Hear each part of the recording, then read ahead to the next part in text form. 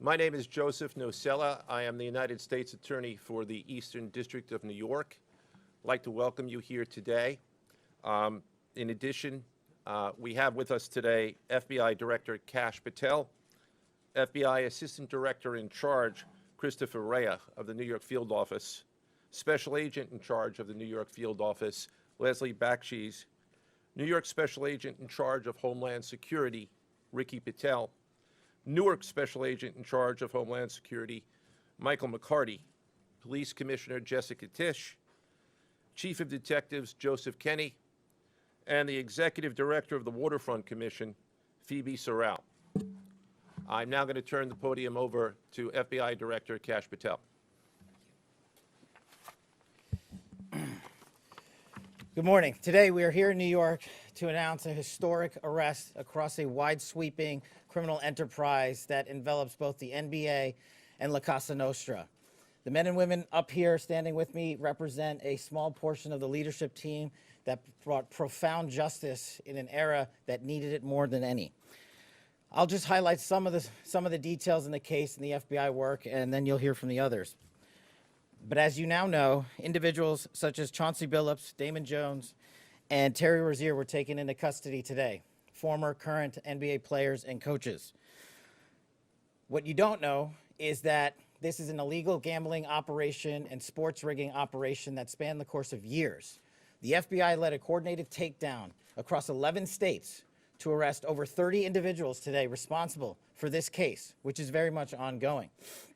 Not only did we crack into the fraud that these perpetrators committed on the grand stage of the NBA, but we also entered and executed a system of justice against La Cosa Nostra to include the Bonanno, Gambino, Genovese, and Lucchesi crime families. And you'll hear more about those details today. The charges and the arrests that were taken down across this country range from wire fraud, money laundering, extortion, robbery, illegal gambling. This FBI will leave no room for any perpetrator of crime across this country. You hear a lot about our work of defending the homeland and crushing violent crime. Well, this work is also representative of a colossal portion of the FBI's mandate to keep America safe and to keep our entertainment industry fair and secure. The men and women that are standing up here today worked tireless hours, days, months, and years. And the fraud is mind-boggling. It's not hundreds of dollars. It's not thousands of dollars. It's not tens of thousands of dollars. It's not even millions of dollars. We're talking about tens of millions of dollars in fraud and theft and robbery across a multi-year investigation. And we could not have done it without our interagency partners that are before us today. The NYPD, HSI, and teams of law enforcement officials from around the country made this day possible. It takes a team to bring this kind of justice, sweeping justice, into the halls of the United States courtrooms, where our brave United States Attorney has led this prosecution. It takes courageous prosecutors to stand before you and say, we will not allow this kind of illicit activity to happen, not only at the national sporting level, but also where it hides in La Cosa Nostra. And when these two collided together, they perpetrated a fraud that is historic in terms of not just money, but the scheme and the deceit that they utilize to steal and swindle people from money, to include crypto fraud. This is an operation that showcases to you that under President Trump's administration, there is no room for any type of criminal behavior, be it on the world's largest stage or in the back rooms of tiny parlors where card games are being played. We are proud to stand here today with the men and women of the FBI and this legal team.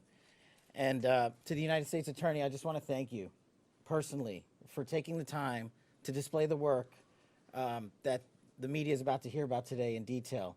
As I said, it does take courageous prosecutors, but it takes a courageous United States Attorney to bring this case, because we are going to take heat for it. But we don't shy away in this administration. We don't say no. What we do is we bring the results across the finish line. We bring them to the public. We bring you accountability. And yes, they will have their day in court, and you will hear the evidence through the court system exclusively. We will not deny anyone of due process. And that's the brilliance of this system. That's the brilliance of this administration. Everyone will be held to account.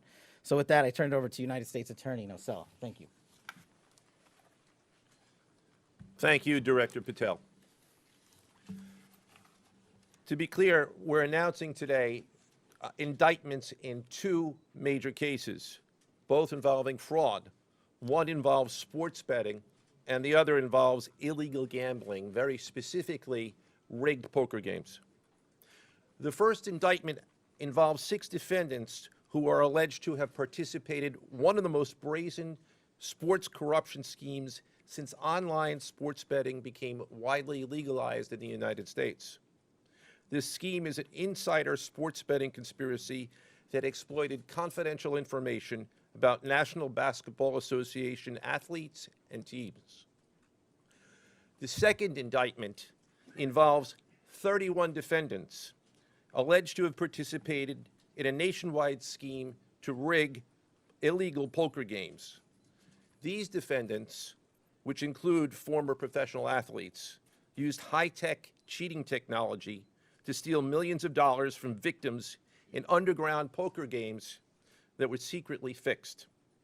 The games in the New York area were backed by the Bonanno, Gambino, and Genovese crime families of La Cosa Nostra.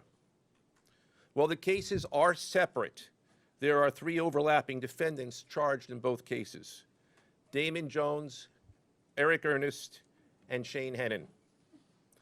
The indictments in these cases contain only allegations, and the defendants are presumed innocent until they are proven guilty in a court of law.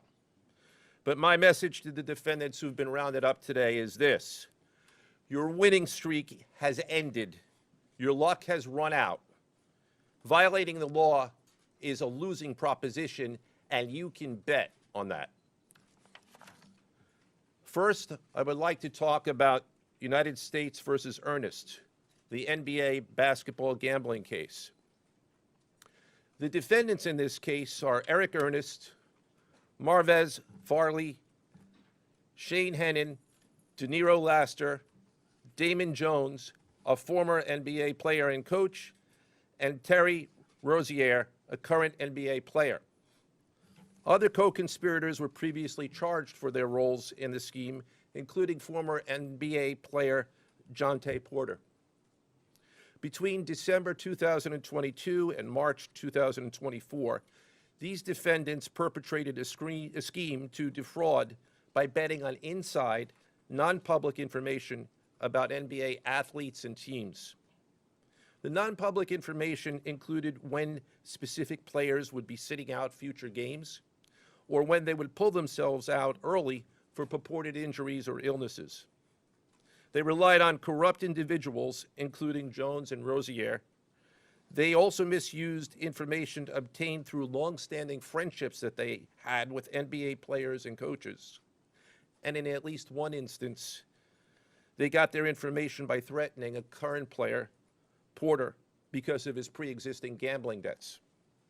Defendants used this non-public information to place hundreds of thousands of dollars in fraudulent bets, mostly in the form of prop bets on individual player performance.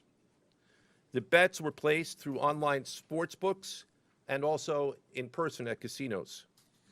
The defendants relied on a network of straw bettors to place the maximum amount of bets to increase their potential profits. Most of these bets succeeded, and the intended losses were in the millions of dollars.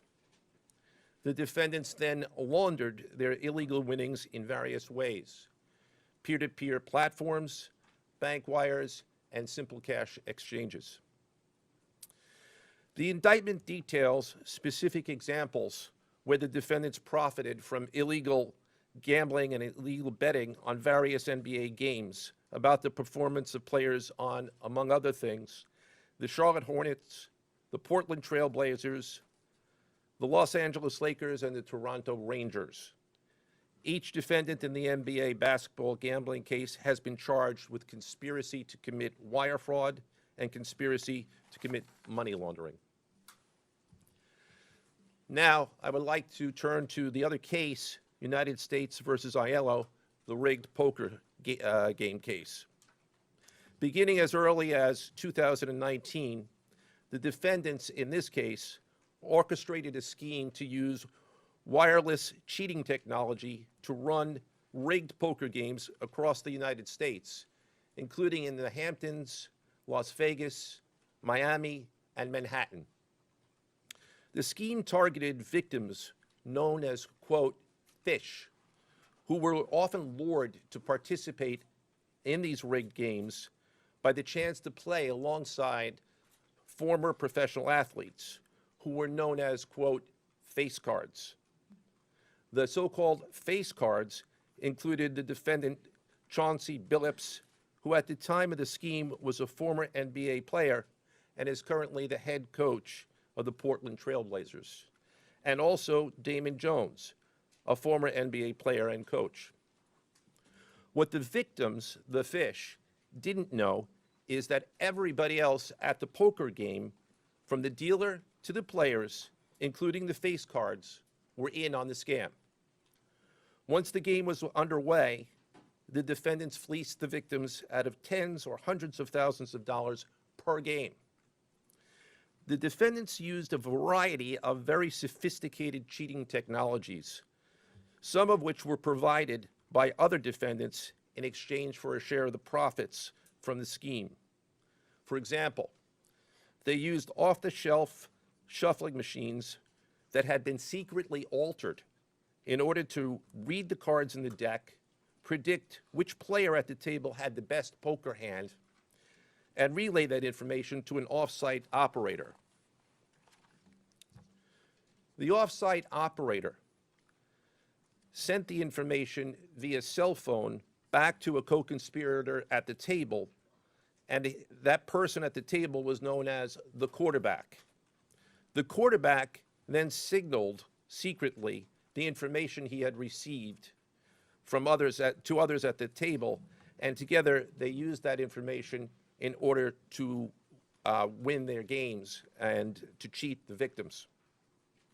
Defendants used other cheating technologies such as poker chip tray analyzers, which is a poker chip tray that secretly reads cards using a hidden camera, special contact lenses or eyeglasses that could read pre-marked cards, and an X-ray table that could read cards face down on the table.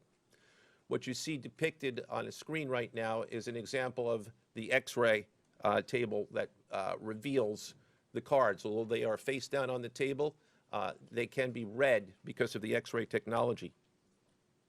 The Mafia, specifically members and associates of the Bonanno, Gambino, and Genovese organized crime families, had pre-existing control over non-rigged, illegal poker games around New York City. As a result, they also became involved in the rigged poker games, helping to organize the games and taking a cut of the proceedings, and working to enforce the collection of debts. The defendants laundered their proceeds, including through cash exchanges, the use of multiple shell companies, and through cryptocurrency transfers. As part of the scheme, some of the defendants and their co-conspirators also committed acts of violence, including the gunpoint robbery of a person in order to obtain a rigged shuffling machine, and extortions that were perpetrated against victims in order to ensure that they repaid their gambling debts. Defendants who participated in the rigged poker scheme are charged with wire fraud conspiracy. Other defendants have been charged with crimes including illegal gambling, money laundering, Hobbs Act robbery, and extortions. This case demonstrates our office's unrelenting commitment to fighting the scourge of organized crime in whatever form it takes. I'd like to conclude my remarks by thanking the incredible hard work of our law enforcement partners, including the FBI, Homeland Security, the NYPD, and the Waterfront Commission. I also want to thank the dedicated prosecutors who built these two cases and who are standing to my right. Benjamin Weintraub, David Bourbon, Caitlin Farrell, Michael Gibaldi, Irisa Chen, and Sean Sherman.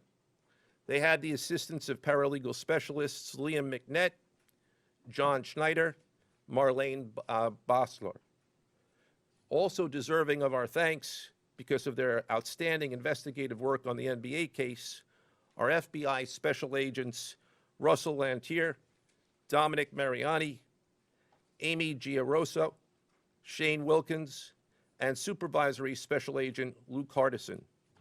On the rigged poker game scheme, outstanding work was performed by FBI Special Agents Thomas Cribbin, Jeff Boriola, Jonathan Corona, Alexander Silverman, Amy Campanaro, and Supervisory Special Agent Michael Malahy, as well as NYPD Task Officer James McCullough, and from Homeland Security, Supervisory Special Agent Charles Freund, and from the Waterfront Commission, Detective Paul Shimborski.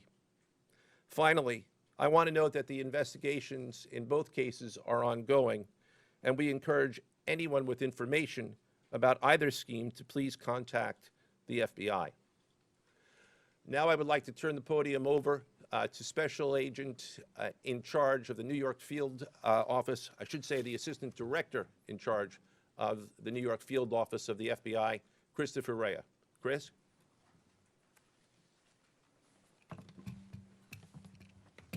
All right, thank you, Joe. As always, we appreciate the partnership here.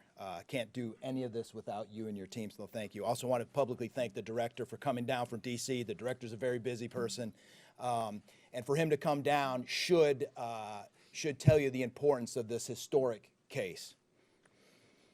I'm Christopher Rea, the Assistant Director in charge of the FBI New York Field Office. Today, as you've heard, our office conducted a massive nationwide takedown from 2 indictments of 34 defendants for their alleged involvement in 2 separate illegal poker and sports betting schemes where, as you heard, the odds were rigged in their favor. Among these defendants are 13 members and associates of the Bonanno, Gambino, and Genovese crime families, to include capos and soldiers from these families. Additionally, as you heard, current and former NBA coaches and players are also implicated, to include Chauncey Billups, Damon Jones, and Terry Rozier. 3 of the named defendants are charged for their alleged roles in both schemes. This alleged illegal gambling operation hustled unwitting victims out of tens of millions of dollars and created a financial pipeline for La Cosa Nostra to help fund and facilitate their organized criminal activity. Victims were attracted to play alongside well-known professional athletes and coaches like Chauncey Billups, only to be unknowingly deceived through rigged shuffling machines, fixing the odds in their favor, as alleged and as you just heard from the U.S. Attorney's Office. This alleged scheme wreaked havoc across the nation, exploiting the notoriety of some and the wallets of many to fund the Italian crime families here in New York. Let me be clear about this fact. The FBI has not and will never take their eye off the ball when it comes to Italian organized crime in this city, specifically the LCN and the 5 families here in New York. We are not going to permit any criminal enterprise, whether it be Italian organized crime, Asian organized crime, Eurasian organized crime. We are not going to permit any of those organized crimes, families, and organizations to operate in our city or our country, as evidenced by the 11 states that were also participating in this operation today. The FBI office here in New York remains committed to eradicating all unlawful revenue streams fueling this criminal activity. As with most cases we've worked, this is only the tip of the iceberg for the FBI and the U.S. Attorney's Office. Our LCN squad agents and analysts are continuing to work day and night with the Eastern District of New York to ensure members and associates of the 5 families cannot continue to wreak havoc in our communities. Today would not have been possible without the tireless efforts and dedication of the FBI New York Eurasian Organized Crime Task Force, which, as you heard, was led by Supervisory Special Agent Luke Hardison, and the Italian Organized Task Force, which was led by Supervisory Special Agent Mike Malahi. And coincidentally, Supervisory Special Agent Malahi is going out on a positive as he is retiring at the end of this month for 30 years of dedicated service to the FBI, and that deserves a hand. He's what we call a legend here at FBI New York. Additionally, obviously, we cannot do this alone without our partners. I want to extend my appreciation to Homeland Security Investigations Special Agent in Charge, Ricky Patel. Of course, we do nothing in this city without the NYPD. New York City Police Department Commissioner Jesse Tisch, thank you, ma'am, for all your work and all your resources that you dedicated to this. And New York Waterfront Commissioner Phoebe Soriel for their agency's assistance and support throughout this lengthy and complex investigation. Our collective efforts ensured these subjects will face accountability, like the director said, for their alleged wrongdoings. Thank you, and I'll now turn it over to Special Agent in Charge of HSI, Ricky Patel.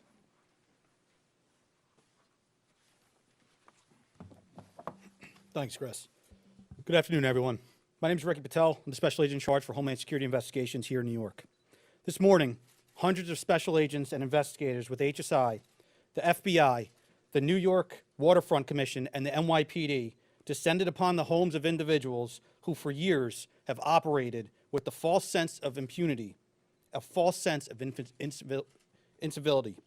In the early hours of today, across 9 states, coast to coast, dozens of defendants were arrested and will face the consequences of their alleged crimes. This was their wake-up call. With the alleged involvement of 3 La Cosa Nostra crime families, 1 NBA head coach, a Hall of Famer, no less, and former NBA players, the years of investigative work that culminated with this morning's operation seem reminiscent of a Hollywood movie. But this wasn't luck, and this wasn't theatrics. This was an evidence-driven, relentless, and unified effort among law enforcement. Through what we have dubbed Operation Royal Flush, HSI New York, along with our task force personnel from the Waterfront Commission, first uncovered this scheme more than 4 years ago.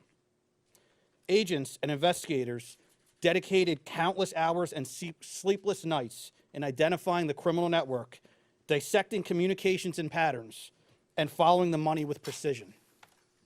We built a case, piece by piece, and what we discovered was a sprawling criminal enterprise that utilized cutting-edge technology and various methods of deception to dupe unsuspecting gamblers into paying up so that these defendants could cash out.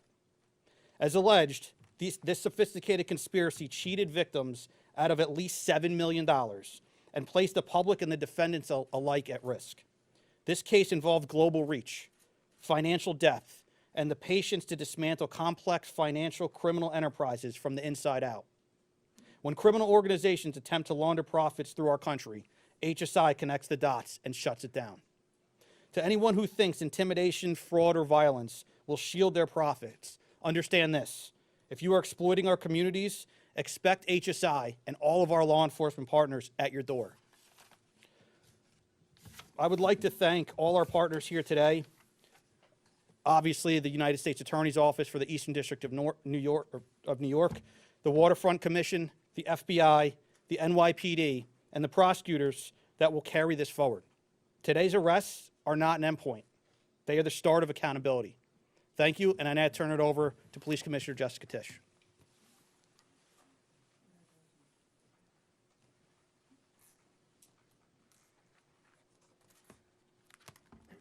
Good morning. Thank you to Director Patel, Assistant Director Rea, and U.S. Attorney Nocella. What we're announcing today is not just another takedown. It's the result of more than 2 years of coordinated investigative work by the NYPD's Joint Organized Crime Task Force and the FBI. 2 cases that exposed criminal networks led by 34 individuals who believed the rules did not apply to them. They hid behind layers of complexity, behind money, and behind influence, believing those things would shield them from accountability.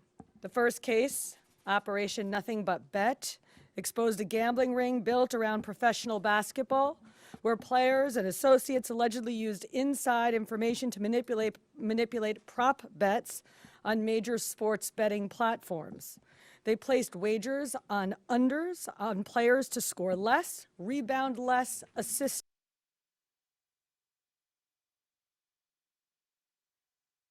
less, using information that was not yet public. In some instances, players altered their performance or took themselves out of games to make sure that those bets paid out. One example occurred on March 23, 2023, in Charlotte. Terry Rozier, an NBA player now with the Miami Heat, but at the time playing for the Hornets, allegedly let others close to him know that he planned to leave the game early with a supposed injury. Using that information, members of the group placed more than $200,000 in wagers on his under statistics. Rozier exited the game after just 9 minutes, and those bets paid out, generating tens of thousands of dollars in profit. The proceeds were later delivered to his home, where the group counted their cash. As the NBA season tips off, his career is already benched, not for injury, but for integrity. As a result of this investigation, 6 defendants, including Rozier, are now facing conspiracy to commit bank and wire fraud. In a second case, Operation Zen Diagram, investigators uncovered a long-running scheme in which members and associates of several well-known organized crime families rigged high-stakes poker games across the country.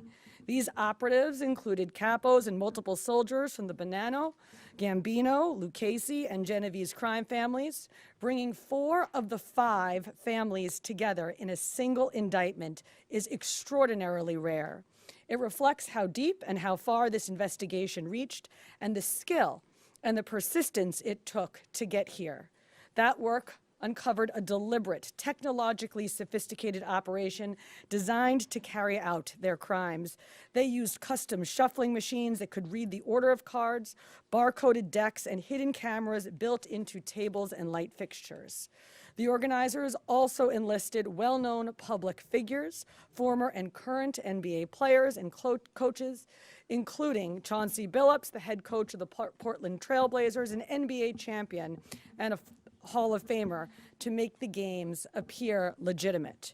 Victims believed that they were sitting at a fair table. Instead, they were cheated out of millions. One victim in particular lost $1.8 million. In total, losses exceeded $7 million and continue to climb. And when people refused to pay, these defendants did what organized crime has always done. They used threats, they used intimidation, and they used violence. It's the same pattern that we have seen for decades: traditional mob enforcement methods combined with new technology to expand the reach of their operations. Now, with the unsealing of today's indictment, 34 individuals are facing charges including robbery, extortion, money laundering, wire fraud, bank fraud, and illegal gambling. I want to commend the outstanding work of our detectives from the Joint Organized Crime Task Force and their dedication to these cases, especially Captain Ruben Pagan, Sergeant Chris McGuire, Detective Alexander Creamer, Detective James McCullough, and of course, our Chief of Detectives, Chief Kenny.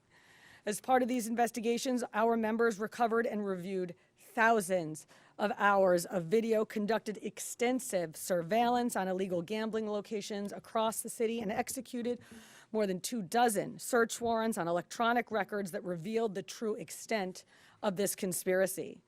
Once again, the work of our detectives, together with the FBI and the U.S. Attorney's Office, closed those gaps before they could widen further.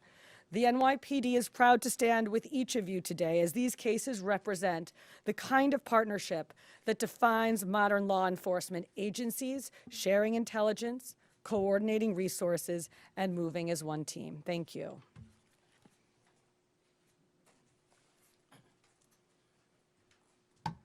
If anyone has any questions that they'd like to ask, now is the time. I had a question about the structure of the case. Is it the investigation into one case, did that lead into the discovery of the other?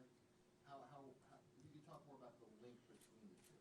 I'm not at liberty to discuss either the background of the investigation itself or the investigation as it continues. So I'm afraid I can't really explain to you other than the fact that both cases have been unsealed today, and there was an overlap that has been discussed already with respect to certain of the defendants. Yes. Chauncey Billups claimed that he had a gambling addiction. Did Rozier or Billups or Damon Jones claim the same thing at all? With respect to any allegations or defenses that have been made by any of the defendants, they will have their opportunity to present them in court. We're not here to air those at this time or to discuss them. Yes. You said the investigation is still ongoing. There seems to be several players referenced in the indictments, some that may have potentially passed on information. Is there the possibility of future arrests of NBA players in connection to the sports gambling operation specifically? As I said, I can't discuss ongoing investigations. The investigation is ongoing, which by definition means that there will be further evidence uncovered at a minimum, and there's always that possibility. But I can't comment any further with respect to that. Yes. Thank you. Director Patel, you had said in your comments, we're going to take heat for this case. Why do you say that, and what efforts might you take to counter that? It's not popular to go after some of the defendants that we went after today, but justice is served blindly. And how do we countermand that? Simple.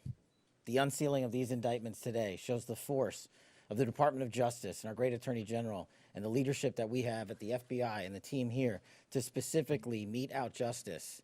And look, let's not, mince words. This is the insider trading saga for the NBA. That's what this is. That's why we are going to take heat. But as the evidence comes out, as the indictments are unsealed, you will see the extensive work these men and women put in, countless hours over years, and that's how we countermand it. Director Patel, so the dates on these indictments that they were filed are October 9th and October 16th. Can you talk about the timing of moving in now? Why now? We will not publicly discuss the timing of when we do takedowns. I will only say that we do takedowns in a coordinated fashion with our law enforcement partners and the U.S. Attorney at the appropriate time to make sure that we ensure the integrity of the investigation, as the United States Attorney said, an investigation that is very much ongoing. Director Patel, you said insider trading for the NBA. What are the implications of this case for other sports leagues and for the legal gambling industry in general? Simple. If you're participating in the legal gambling industry, you got nothing to worry about. If you're participating in illegal conduct, you got everything to worry about, and this case shows it. Did the illegal conduct cross with the legal sports betting platforms in any capacity? And if so, is that the search warrants that the police commissioner just referenced? I'm not sure I quite understand your question. You're asking if the illegal conduct, If it crossed with, like, the sports betting industry or the online sports betting? the sports books themselves are victims in this case. They themselves did not, as far as our investigation has concluded, they did not perpetrate anything unlawful. Joe, are you able to say which sports books or online outlets they use to make these bets? I'm not going to respond to that at this time, but that information will be made public. Yes. Can you identify the access point where these co-conspirators were able to recruit these, famous people to partake in the schemes? When you say the access point, They were able to recruit them? I'm not sure which case you're referring to. Both.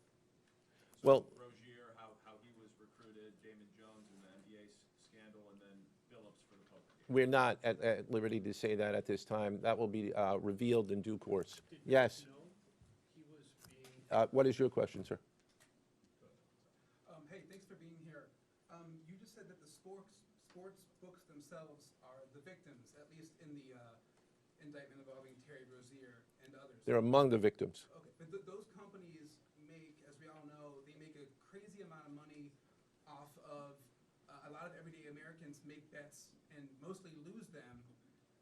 Are you concerned with a jury potentially not being sympathetic in a case where the victims, as you say, are these multi-million or billion-dollar gambling companies? Let me repeat that all of the defendants themselves are presumed innocent. we believe that at a trial, when they have the opportunity to present their defenses, if they chose, because they're not required to, we will come forward with the evidence to demonstrate their guilt. Yes? There's been, I'm sorry. Did the NBA cooperate with this investigation at all? The answer to your question is yes, the NBA has cooperated with the investigation. Yes, sir. There's been a reason to believe there's an associated college basketball element to this. Can you confirm that, or is there another investigation or part of this investigation that will affect college basketball? The investigations that we announced today did not involve college basketball. Last question, last question. Yes. There was an emphasis on the Italian crime presence, organized crime in New York. Can you give us a sense of the strength and status of Italian organized crime in New York right now? No, I'm sorry, that would be a question that goes beyond what we're here to discuss today, which is these two indictments. Thank you. Everybody.